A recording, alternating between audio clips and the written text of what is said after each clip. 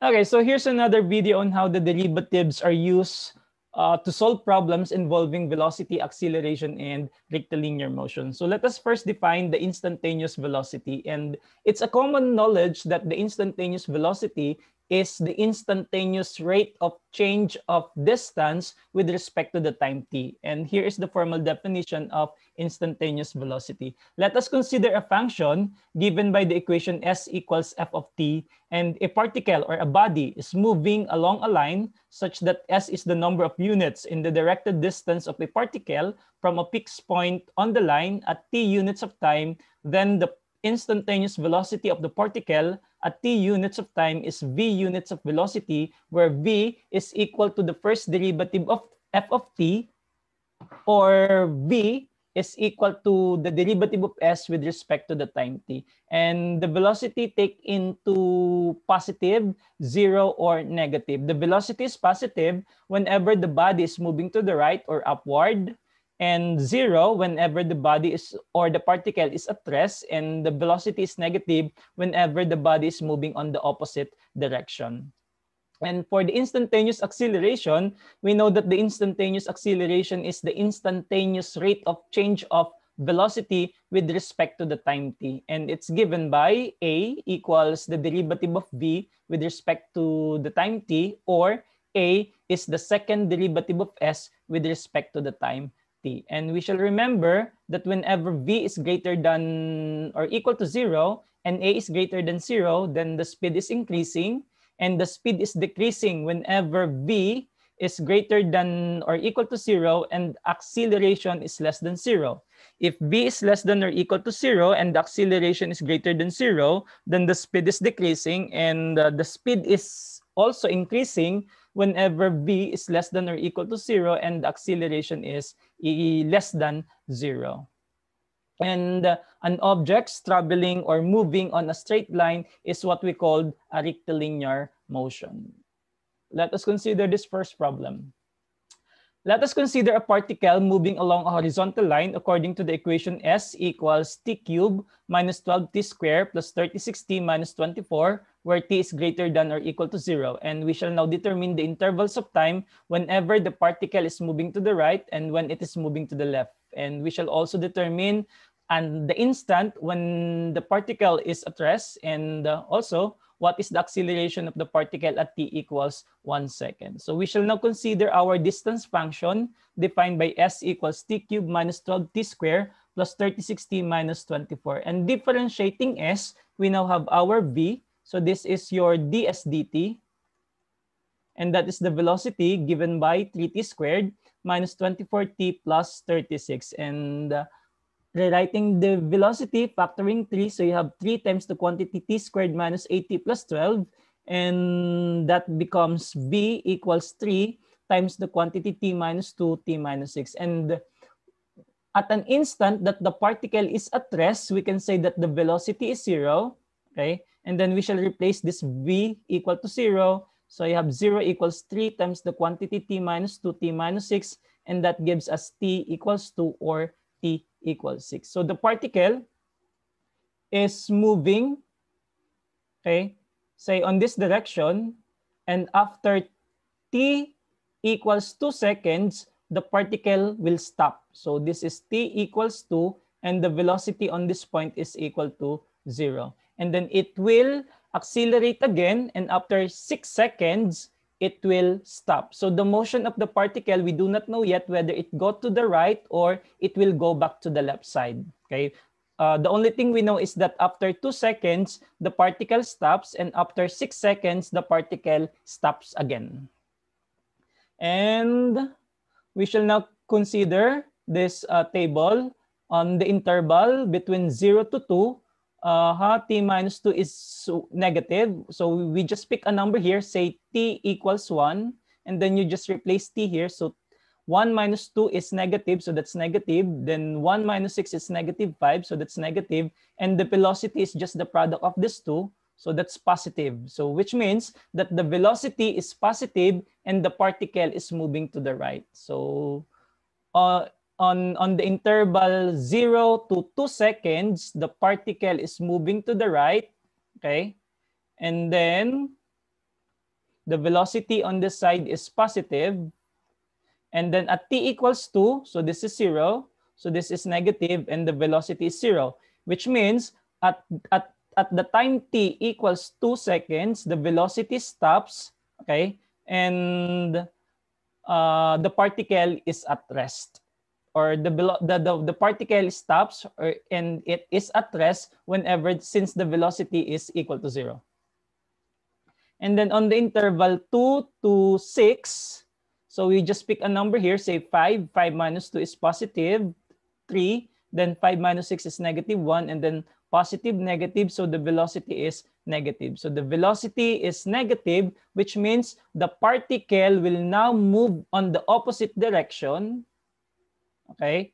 And then after 6 seconds, it will stop again. Sorry. So t equals 6.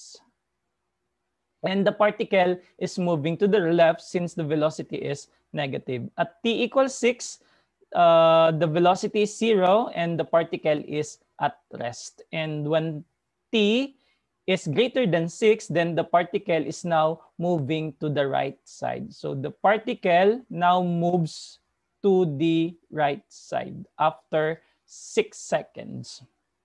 And then for question number 3, the acceleration of the particle at t equals 1. So we shall now consider the acceleration or the velocity, which is 3t squared minus 24t plus 36. And then differentiating the velocity, we got our acceleration. So this is your dv dt. And it follows that at 1 second, the acceleration is equal to negative 18. So that's negative 18 say feet per second square. So it means that the particle is or the speed is decreasing. Sorry, the speed is decreasing. So the particle is moving to the right and the negative indicates that the velocity is decreasing. Problem number 2, a particle is moving along a horizontal line according to the equation s equals 3t squared minus t cubed, where t is greater than or equal to 0. And we shall describe the position and the motion of the particle on the intervals of time when the particle is moving to the right and when it is moving to the left. So we shall let s to be in meters and t expressed in seconds. So let us consider again our distance function s equals 3t squared minus t cubed. And then differentiating, we get our velocity. And so the velocity is 6t minus 3t squared. And whenever s is equal to 0, so we have 0 is 3t squared minus t cubed. So we have factoring t squared. So you have t squared times 3 minus t. It follows that t equals 0. That is when the particle is at the origin. And t equals 3, this is the position wherein the particle go back to the original position. So that's s equals 0. So we have the velocity is 6t minus 3t squared, and the particle or the body is at rest whenever the velocity is equal to 0. So we have the velocity is equal to 0 when t equals 0 or t equals 2. So we have 0 equals, I will factor out 3t here, and then you have 2, and then minus t. So it follows that t equals 0 or t equals 1. So the particle is at rest when the time t is 0 or when t equals 2 seconds. And differentiating v, we get our acceleration. So that's 6 minus 60. And the acceleration is 0 whenever t equals 1. So we have our interval of times 0, 1, 2, and 3 seconds. And this is when we are going to describe the position and motion of the particle on this interval. So we shall consider this information. So we have our distance function here, the velocity, the acceleration, and the time interval. So let us consider t equals 0. When t is 0, so s is 0. which means the particle is at the origin. The velocity is 0, which means the particle is still at rest. And the acceleration is equal to 6. And that is when the particle will start moving. Okay. And then we have the particle is at the origin, the velocity is 0 and is increasing, and the speed is increasing. So the velocity is 0 and the acceleration, which is 6 meter per second square, indicates that the particle will start to move. When t is between 0 to 1, so we just pick a number here, say 0 to 1, that's 1/2, and then we can see that S is positive, V is positive, and the acceleration is positive. And this indicates that the particle is at the right side of the origin since S is positive, and it's moving to the right since the velocity is positive. And the velocity and speed are both increasing since V is positive and A is positive. When t equals 1, S is equal to 2, which means the particle is at 2 meters to the origin, the velocity is 3, and the acceleration is 0. Okay, so the particle is 2 meters to the right of the origin, and it's moving at 3 meters per second, and the velocity is not changing, so the speed is not changing. And then when t is between 1 and 2, you just pick a number here, say 1.5, you just substitute it here to S, to V, and to A. So we shall have S is positive, V is positive, and the acceleration is negative. And it follows that the particle is at the right side of the origin since S is positive, and it's moving to the right since the velocity is positive. Since the velocity is positive and the acceleration is negative, and therefore the speed is decreasing. When t equals 2, it follows that S is equal to 4, V is 0, and acceleration is -6. And this indicates that the particle is 4 meters to the right side of the origin. It is at rest, and the acceleration here indicates that the particle is moving to the right, and the velocity will decrease and the speed is increasing.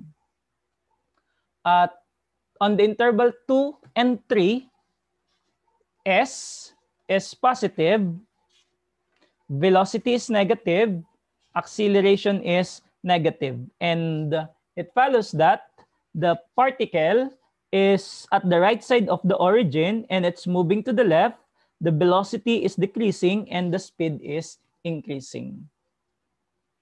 And when t equals 3, the distance is 0, the velocity is -9, and the acceleration is -12. And it follows that the particle is at the origin since S equals 0, and it is moving to the left since the velocity is -9 at a rate of 9 meters per second, and the velocity is decreasing and the speed is increasing.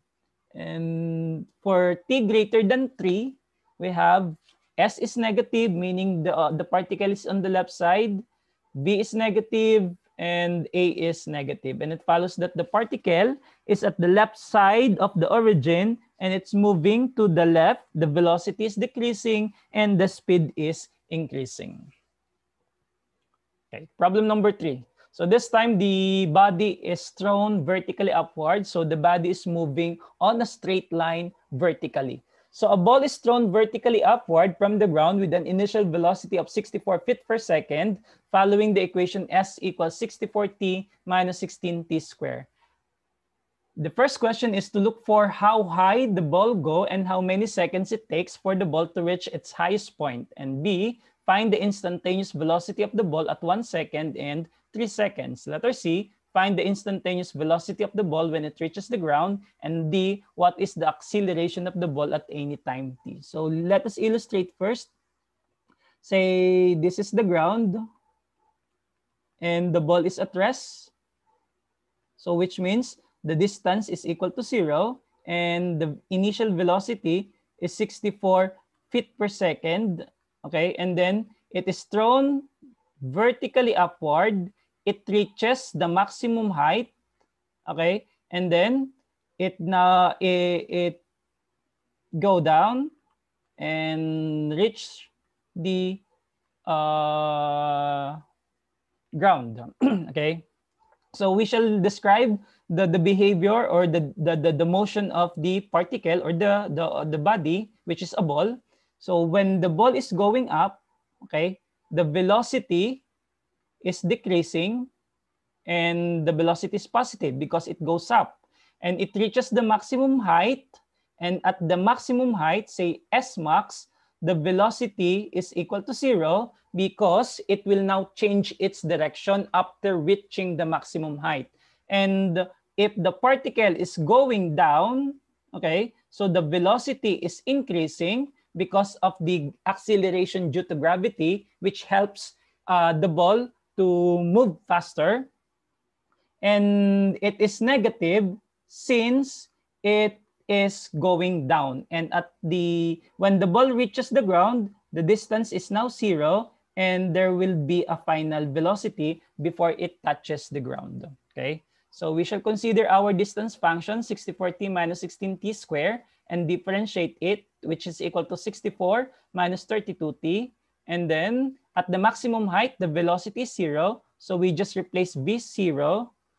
0 equals 64 minus 32t, and it follows that t equals 2. So this means that after 2 seconds, the ball reaches the maximum height. So at t equals 2. So to find the maximum height, we shall replace t by 2 on the distance function. So you have s of 2 equals 64 times 2. You just replace 2 here. Minus 16 times 2 squared. And it follows that it's 64 feet. So the ball reaches the maximum height at 64 feet. And then for letter B, we will be looking for the velocity of the ball at 1 second and 3 seconds. Since the ball reaches the maximum height after 2 seconds, which means at the time t equals 1 second, the ball is still going up. So you have V of 1 is 64 minus 32 times 1, which is equal to 32 feet per second. Okay, and at t equals 3, the velocity is 64 minus 32 times 3, which is equal to negative 32 feet per second. Again, the negative here indicates that the ball is going down. And then for letter C, find the instantaneous velocity of the ball when it reaches the ground. So before it reaches the ground, it will observe a final velocity, and that is when we are going to take we're going to look for the total flight of the ball. So we shall let S equal 0 because when the ball reaches the ground, the distance is 0. So we have 0 equals 64t minus 16t squared, and it follows that t equals 0 or t equals 4. So the time t equals 0, that is when the ball is still at the origin, and the total flight of the ball is t equals 4. And it follows that the velocity at 4 seconds is 64 minus 32 times 4, and that is negative 64. So the final velocity is 64 feet per second, and the negative sign indicates that the ball is going down.